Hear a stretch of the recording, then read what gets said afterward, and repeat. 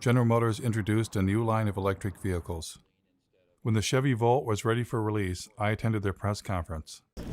So what's charging the batteries right now? What's the source of Well, electricity? here, it's coming from the building. I mean, is it, what's their mix of power? Oh, actually, Lansing feeds the building. What's that? Lansing feeds power to the building. So I don't know. They're, I bet you they're a bit of coal. Well, they're heavy on natural gas, aren't they?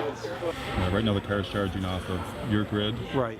It would be charging off our grid, which is about 95% coal. How long do you think it'll be before there's a solar and wind powered grid? Oh, golly. To suggest that all of the power used for these cars will be generated from wind and solar in the very near future would not be correct. In fact, we're talking about charging these up at night, so there won't be any solar at that time. So we're down to wind, and very often at night the wind does fall off. So I don't think coal is bad.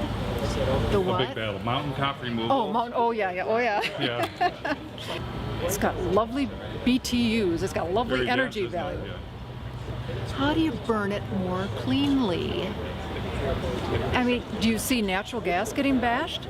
we will be delivering power based on natural gas very shortly. And even with that mix, we intend to use biofuels if we can. What outfit are you with? New World Media, we're doing a segment on the renewable energy. Oh, excuse me, I gotta go for a second, but Thanks.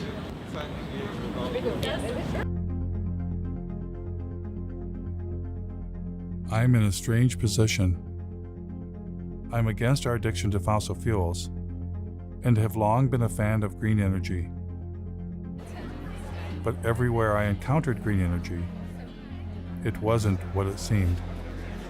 This is like a perpetual energy battery. And where do you get the hydrogen from? The hydrogen, hydrogen is sourced from any hydrocarbon material.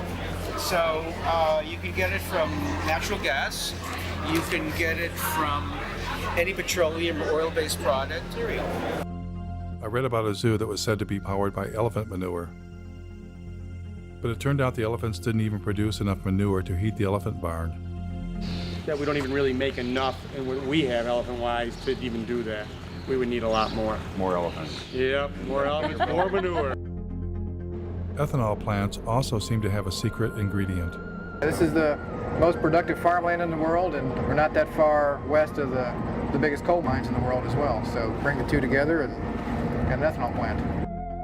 Great. So ethanol was reliant on two things: a giant fossil fuel-based industrial agricultural system to produce corn, and even more fossil fuels in the form of coal. All of this in the attempt to replace fossil fuels? It was enough to make my head explode. I was getting the uneasy feeling that green energy was not going to save us.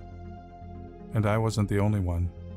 I've counted something like 25 different alternative energy options. So surely among all of those, there are enough sources of energy to keep us living basically the way we are in perpetuity.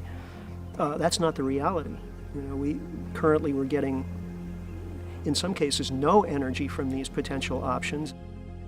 Richard York of the University of Oregon published a study in the journal Nature in which he posed the question, do non-fossil energy sources actually replace fossil fuels? Well, we implicitly assume often the substitute pushes out the thing you want it to substitute for. What you find is nations that add non-fossil energy sources do not seem to see a particular suppression of fossil fuels. That's pretty mind-blowing. We've got billions of dollars being spent, and green energy is not even replacing fossil fuels? They don't even know that that's a question, yes. The story that we're in right now is, okay, we're in ecological hot water, but there are technological fixes. And if we're just creative enough, if we're just ingenious enough, and if we just work hard enough, we will triumph. Seeking technological fixes one after another is simply going to lead us to another level of catastrophe sooner rather than later.